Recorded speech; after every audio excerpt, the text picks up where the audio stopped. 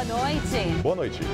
Computador ligado à rede do Planalto é usado para adulterar perfis e atacar jornalistas na internet. Aberte e oposição condenam a alteração de dados e pedem apuração. Presidência da República diz que vai investigar. Superlotação na Fundação Casa, antiga FEBEM. Ministério Público entra com ação contra a entidade. Avó e neto raptado durante a ditadura na Argentina falam sobre o reencontro. Dia dos Pais. Você vai conhecer a história de homens que deixaram de trabalhar para cuidar dos filhos.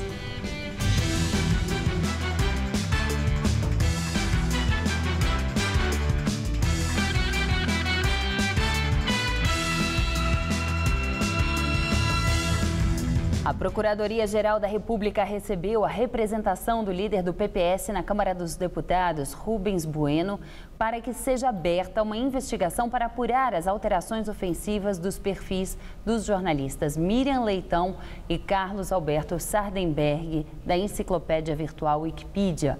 Ambos trabalham nas organizações Globo. O líder do PPS chamou o episódio de ataque à liberdade de imprensa perpetuada pelo governo do PT. Segundo o jornal O Globo, as duas biografias foram adulteradas a partir de um computador da Presidência da República. O Procurador-Geral da República, Rodrigo Janot, disse que o ocorrido será analisado pela Procuradoria da República no Distrito Federal. Segundo o jornal O Globo, o texto da Wikipedia falava que as análises de Miriam Leitão como jornalista eram desastrosas. Também foram feitas outras críticas profissionais e pessoais sobre o trabalho dela. Críticas do mesmo tipo foram acrescentadas ao perfil de Carlos Alberto Sardenberg. Foi adicionado um trecho criticando as análises dele sobre a política econômica brasileira.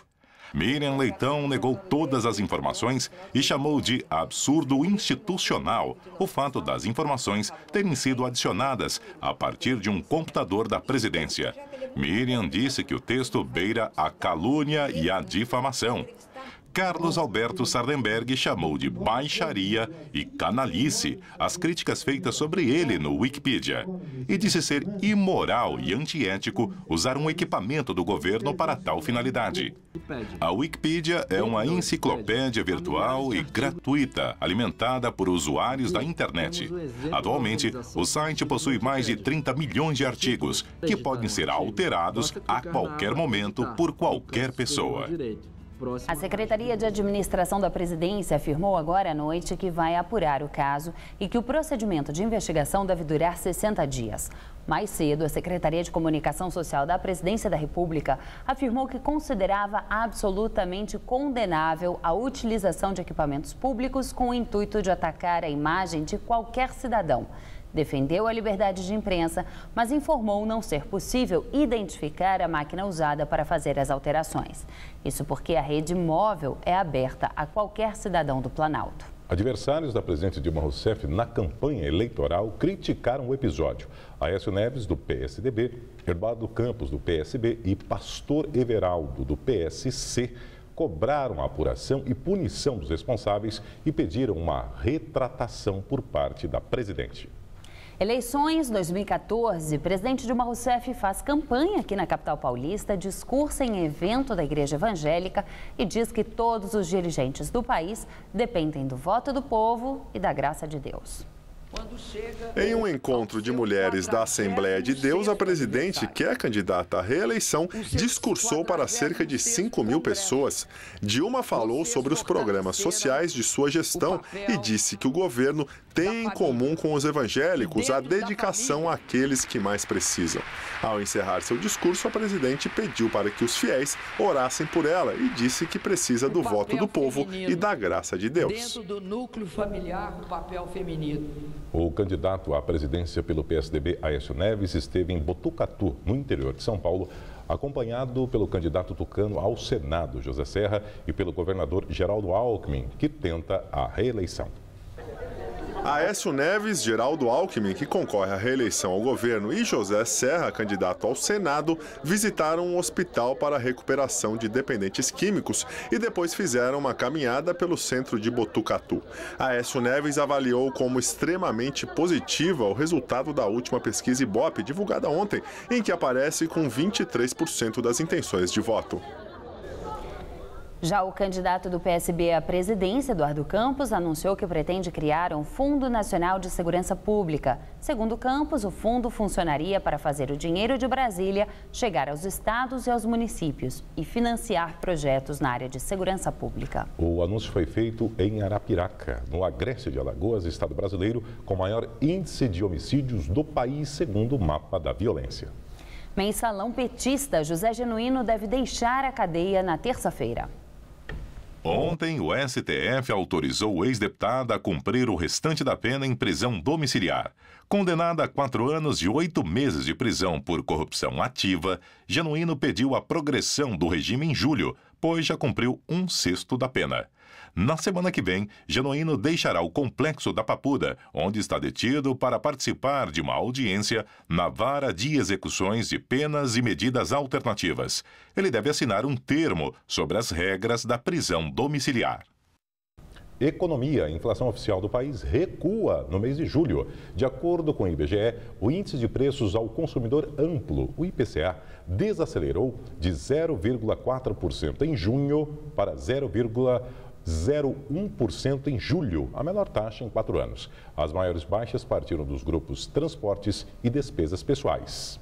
No ano, o IPCA acumula alta de 3,76%. E em 12 meses, alta de 6,5%, justamente o teto da meta de inflação estipulada pelo governo federal este ano. Petrobras tem lucro de 4,959 bilhões de reais no segundo trimestre deste ano, uma queda de 20% em relação ao mesmo período do ano passado. Segundo o balanço divulgado hoje pela companhia, no mesmo período do ano passado, a estatal teve lucro de 6,201 bilhões de reais. Segundo a presidente da Petrobras, Graça Foster, a empresa precisa de aumento de preços dos combustíveis para ter um resultado melhor. Máfia do ISS em São Paulo. O Ministério Público denuncia 11 pessoas por participação no esquema. A promotoria quer que os acusados respondam pelos crimes de concussão, que é exigir vantagem em nome da função, formação de quadrilha, associação criminosa e lavagem de dinheiro. Foram denunciados Ronilson Bezerra Rodrigues, subsecretário de Finanças na gestão de Gilberto Kassab, Eduardo Barcelos, ex-diretor do Departamento de Arrecadação e Cobrança, Carlos Augusto de Lalo Leite do Amaral, ex-diretor da Divisão de Cadastro de Imóveis, o ex-agente de fiscalização, Luiz Alexandre de Magalhães, e o ex-auditor fiscal de rendas, Amilcar José Cansado Lemos, o único que ainda não foi demitido. O Ministério Público denunciou também Henrique e Cassiana Manhães, cunhado e mulher de Ronilson, e também o contador dele, Rodrigo Camargo Remesso. A mulher e a filha de Amilcar Cansado, Maria Luísa e Aline Aporta Lemos, também foram denunciadas, além da mulher de Carlos de Lalo, Clarice Silva do Amaral. Todos, segundo a denúncia, se beneficiaram do esquema e participaram da lavagem do dinheiro obtido com a fraude. A quadrilha oferecia desconto no ISS devido por construtoras em troca de propina e teria desviado cerca de 500 milhões de reais dos cofres públicos de 2005 a 2012. A investigação do Ministério Público e da Controladoria Geral da Prefeitura descobriu que o esquema de sonegação envolve mais de 400 prédios de alto padrão. Segundo os promotores, com o dinheiro da propina, os acusados construíram um patrimônio superior a 100 milhões de reais. A denúncia apresentada agora se concentrou na ação dos fiscais e não incluiu políticos e empresários, que poderão ser os próximos alvos. A investigação cita o secretário de Finanças na gestão Kassab, Mauro Ricardo, os vereadores Aurélio Miguel, do PR, e Antônio Donato, do PT, que na época em que a máfia foi desbaratada, era secretário de governo de Fernando Haddad e homem forte da gestão petista. Todos negam ligação com a quadrilha do ISS. Em relação a outros auditores fiscais, nós já temos elementos suficientes para denunciar. Outras denúncias em relação a funcionários públicos virão. Não é a primeira vez que o setor imobiliário está no centro dos maiores escândalos recentes da cidade. O primeiro caso, descoberto em 2012, envolve o chefe do setor de aprovações da prefeitura, Hussein Aref Saab, que, segundo a investigação, cobrava propina para liberar o habite de grandes empreendimentos, como shoppings. No período de 7 anos em que esteve no cargo, Aref adquiriu 106 imóveis, avaliados em cerca de 50 milhões de reais. Ele nega a participação e responde à ação na Justiça. Os promotores pedem à Justiça a decretação da prisão preventiva de Ronilson Bezerra, que, segundo o Ministério Público, era o chefe da quadrilha. De acordo com a promotoria, o subsecretário da gestão Kassab tentou obstruir a investigação. Promotoria da Infância e Juventude entra com ação na Justiça contra a Fundação Casa, antiga FEBEM, por causa da superlotação nas unidades. A ação civil pública é resultado de um levantamento feito desde março do ano passado. Os promotores descobriram nas visitas bimestrais às unidades da Fundação Casa que 91% delas têm mais adolescentes do que o permitido, o que eles classificam como situação calamitosa e de tensão constante. Não é só a questão espacial, tá? Isso acaba prejudicando o atendimento socioeducativo que esses adolescentes têm que ter, né, para que eles saiam da Fundação Casa, voltem ao convívio melhor do que entraram. Atualmente, segundo o Ministério Público, faltam cerca de 1.500 vagas em todo o estado. Em abril deste ano, em entrevista ao Jornal da Gazeta, a presidente da Fundação Casa, Berenice Janella, já tinha reconhecido o problema da superlotação. O fato hoje que nos preocupa é que nós estamos com as unidades cheias, nós estamos com 9.800 jovens, nós nunca tivemos esse número de adolescentes na Fundação. Há um excesso de internação da parte do Poder Judiciário, especialmente do interior do estado. Os promotores argumentam que a culpa pelo crescimento de mais de 100% das internações nos últimos 9 anos está relacionada à escalada da violência em São Paulo. Na verdade, as internações são corretas e até para muitos muito branda. Deveriam ter mais internações. Ademais, não caberia ao Poder Executivo, na pessoa da presidente da Fundação Casa, mas também ao governo do estado responsável por ela, essa análise. Cabe ao Poder Judiciário condenar a medida socioeducativa que entender necessária e cabe à Fundação Casa alocar esses adolescentes na internação e na semiliberdade. Para exigir que todas as unidades da Fundação Casa, tanto aqui da capital quanto do litoral e do interior de São Paulo, ofereçam estrutura básica para recuperar os menores, o Ministério Público quer obrigar o governo do estado a criar 1.598 novas vagas em 6 meses. Se a representação for aceita na Justiça e a Fundação Casa não cumprir a medida, fica sujeita a uma multa de R$10 mil por dia por vaga não oferecida, o que significa dizer quase 15 milhões de reais diariamente. Evitar que adolescentes em conflito com a lei sejam colocados de novo em liberdade prematuramente, sem passar pela internação determinada pelo Poder Judiciário, é que nós precisamos, infelizmente, fazer com que a Fundação Casa se estruture de maneira minimamente adequada.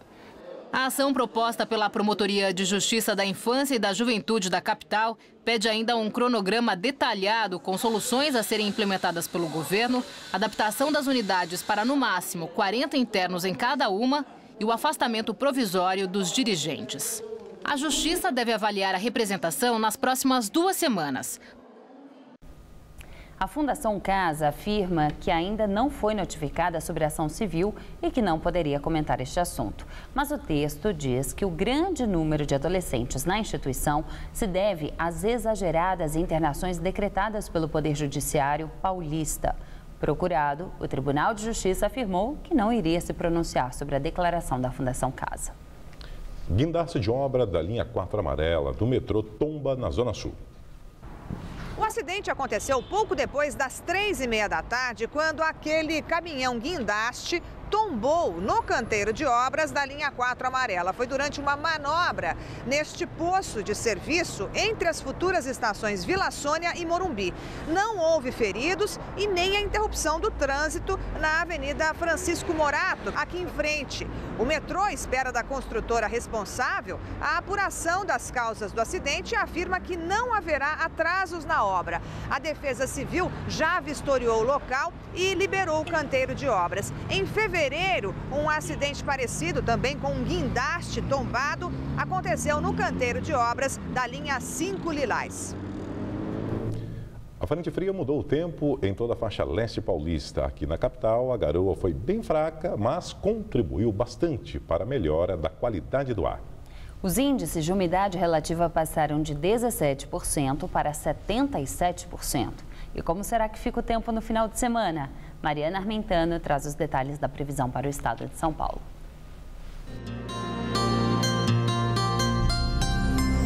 Nesse sábado ainda faz frio na faixa leste e calor no interior. Mas no domingo todo o estado terá um dia ensolarado. A frente fria que deixou o tempo mais fechado hoje já se afasta em direção ao oceano, mas o vento que sopra do mar ainda traz muitas nuvens para o sul e o leste do estado.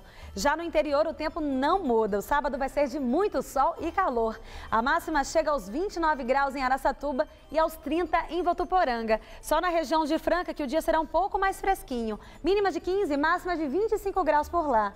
Aqui na faixa leste a temperatura continua caindo e há previsão de garoa pela manhã e no começo da tarde. No litoral não faz mais que 20 graus nesse sábado. Aqui na capital o final de semana começa frio e com poucas aberturas de sol.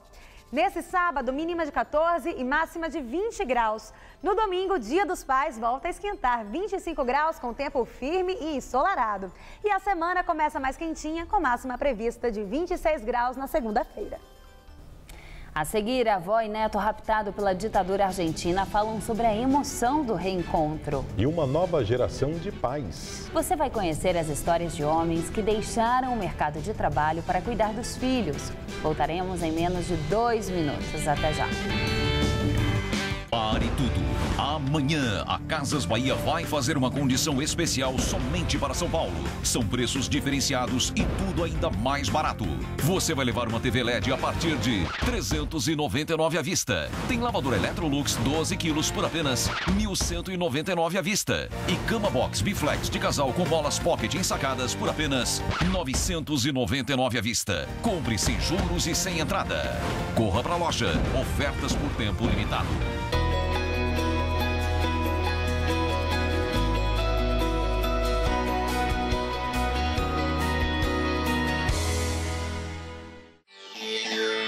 Você que quando acorda, esquece o café, mas devora o jornal da manchete ao rodapé. Que quando vê TV é diferente dos demais, fica muito mais ligado nos comerciais. Você que quando vê o galã tem um pensamento, nossa, que lindo! Esse enquadramento não foge da discussão, nem a mais indigesta. Gerencia conflitos e nunca para a festa. Quem vê o mundo de um jeito diferente, faz faculdade Casper Libero, formando os melhores profissionais da comunicação. Passar a noite entre amigos, bater um papo descontraído, apreciar sabores e aromas, ouvir boa música. Tudo isso na companhia de Rony Fon. Tô aqui te esperando. Não tem programa melhor. Todo seu, de segunda a sexta, 10h30 da noite.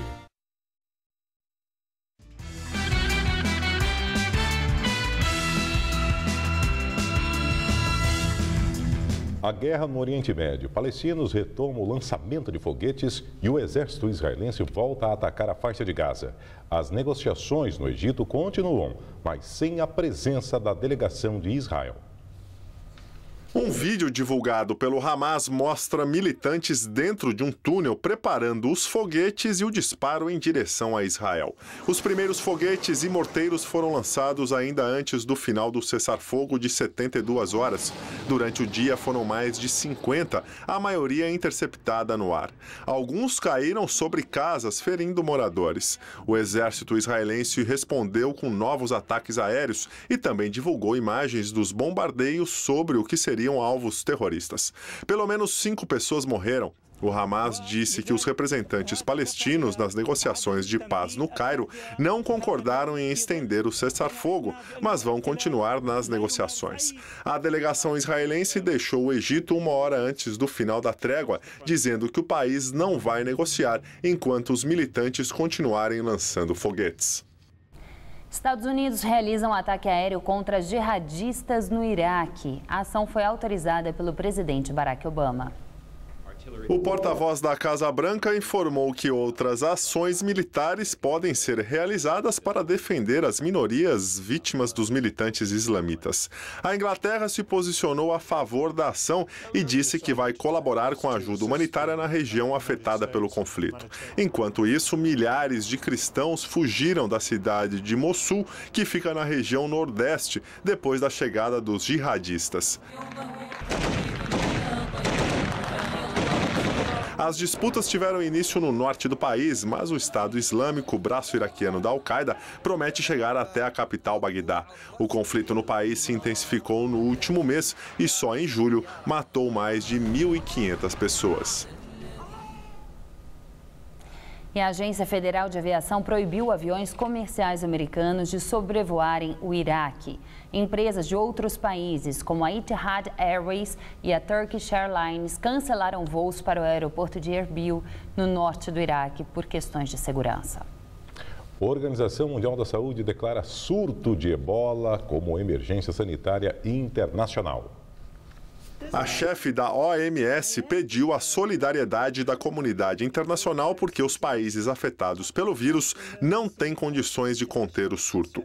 Esta já é a maior epidemia da doença, que teve início na Guiné em março e se espalhou para Serra Leoa, Libéria e Nigéria. Cidades inteiras foram interditadas para ficarem em quarentena.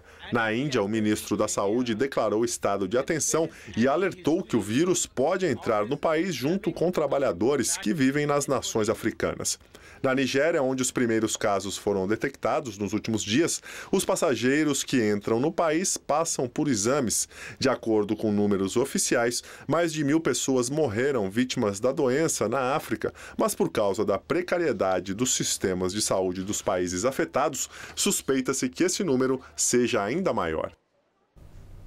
Frente à situação na África, os aeroportos brasileiros com voos internacionais vão passar, a partir de amanhã, a veicular mensagens sonoras de alerta com os sintomas da doença. A mensagem vai orientar que viajantes com sintomas como febre, diarreia e hemorragias procurem serviços de saúde e informe os países onde estiveram nas semanas anteriores. Até o momento, o Ministério não registrou nenhum caso suspeito aqui no país. O governo brasileiro mantém a avaliação de que é pouco provável que a doença chegue ao país com um viajante. Na Argentina, neto raptado durante a ditadura posta foto de reencontro com a avó, que pertence a um movimento que busca desaparecidos políticos. O encontro aconteceu em La Plata, cidade localizada a 60 quilômetros de Buenos Aires. Em seu perfil no Twitter, Inácio Urban postou a foto com a avó com a seguinte legenda: "Obrigado, muito obrigado". A avó é Estela de Carlotto, que preside a organização Avós da Praça de Maio, que busca crianças desaparecidas durante a ditadura argentina. A história desse reencontro, 36 anos depois, comoveu o país. Inácio, que é músico, se submeteu voluntariamente a exames de DNA, pois há tempos desconfiava da própria identidade. Os resultados que comprovaram o parentesco com Estela foram anunciados na terça-feira. Inácio foi tirado de sua mãe, que era prisioneira do regime militar, com poucos dias de vida. Ela foi morta pela ditadura e o menino foi entregue a uma família pela qual foi criado. Estela falou sobre a emoção do reencontro e se disse surpresa com a personalidade do neto. Encontrei um ser humano maravilhoso, uma pessoa simples, sincera e positiva 100%. Ele começou a busca pela própria história há apenas 2 meses e todo esse processo deve ser encarado com tranquilidade e respeito. Então, incorporar isso merece muito respeito, muita serenidade. Ela também disse que Inácio se despediu dela, chamando-a de vó. Me diga tchau, abo. Bom, o interesse pela história foi tanto na Argentina e também no mundo inteiro que um pouco mais tarde, Inácio Urban deu uma entrevista coletiva para falar sobre o reencontro. Esta foi a primeira aparição pública de Inácio Urban, depois da descoberta de sua verdadeira identidade. Ele foi questionado sobre o nome que vai usar a partir de agora. Ao nascer, ele foi batizado pela mãe biológica de Guido. Estou acostumado com meu nome Inácio e quero continuar a usá-lo. Mas eu também entendo que há uma família que tem me chamado dessa maneira por 30 e tantos anos. E para eles, sou Guido. Mas sinto-me confortável com a verdade que surgiu e eu estou feliz. Sim, estou muito feliz. Cómodo com a verdade que me toca e nada, essencialmente estou feliz, digamos. Inácio disse ainda que há 48 horas sabe quem é. Ele reiterou ainda que teve uma infância muito feliz ao lado dos pais adotivos, que são camponeses. Ele também não poupou elogios ao trabalho da avó biológica, Estela de Carlotto, à frente das Avós de Maio. Ela teve a disposição para ajudar e, sinceramente, eu agradeço muito.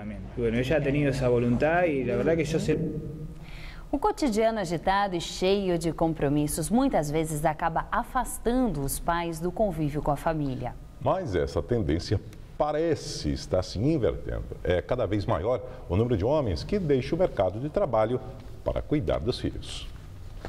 Quem vê Rian assim, agitado, no colo do pai, nem imagina que o bebê de apenas 1 ano e 3 meses precisou passar por um transplante de fígado.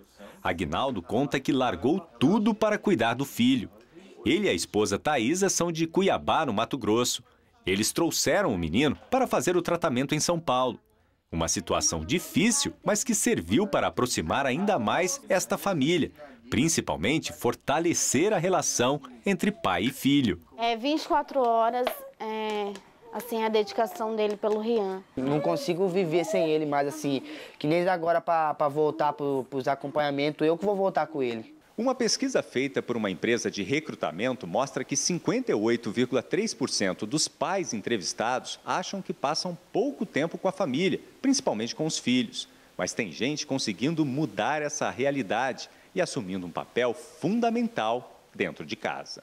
Sérgio é um exemplo de quem abriu mão do trabalho fora de casa para ficar com os filhos. Ele tinha uma carreira sólida de produtor musical. Recebeu vários prêmios durante a carreira, mas garante que o maior deles é poder ficar com Leonardo e Luísa por mais tempo. Eu liguei para casa, minha filha estava doente, tinha ido para o hospital, ela era pequena. Eu falei, gente, o que eu estou fazendo aqui com os meus filhos lá? Eu voltei para o Brasil e falei, acabou, não quero mais. Como a esposa é médica, ele assumiu boa parte das tarefas da casa. Aqui a cozinha quem manda sou eu. Sérgio ainda ajuda os filhos com a lição de casa. Leonardo e Luísa contam que sentiam falta do pai, que sempre trabalhou muito. Sérgio chegou a morar na Europa por causa do ofício. Obrigado por ficar com a gente, por ajudar a gente nas tarefas, sempre estar perto. Obrigada por lavar minha roupa, por fazer a comida, me ajudar na lição, levar a gente para sair. E uma coisa nesta família é certa: a convivência mais próxima entre eles virou prioridade e faz com que todos sejam bem mais felizes. Eu sempre sugiro para todos, os pais, assim, meus amigos, gente, trabalhe menos e tenha mais tempo para ficar com os filhos. Você vai ter muito mais felicidade na vida do que dor de cabeça de trabalho, né? A edição das 10 do Jornal da Gazeta termina aqui. Boa noite, um ótimo fim de semana para você. Nós voltaremos na segunda-feira. Fique agora com o Rony Fon no Todo Seu. Boa noite e um bom fim de semana.